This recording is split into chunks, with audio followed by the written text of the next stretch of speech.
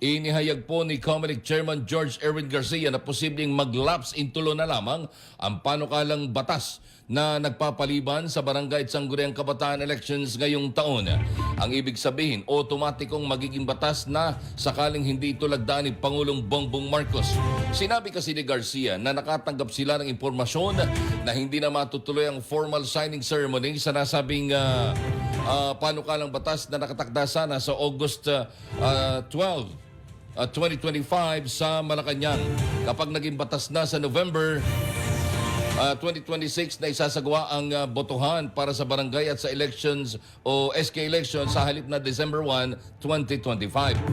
Muli namang iginit ni Garcia na hindi apektado ang kanilang paghahanda para sa BSKE sa posibleng pag-question ng nasabing batas sa Korte Suprema. Dapatig na umabot na sa mahigit 1 milyong katao nagparehistro sa nagpapatuloy na voter registration sa iba't ibang rehiyon sa bansa na tatagal ng hanggang August 10, 2025. Sa huling datos ng COMELEC, nakapagtala na ng 1,001,070 na registered voter kung saan ay pinakamarami ang sa Calabarzon, sinundan ng Central Luzon at National Capital Region o NCR.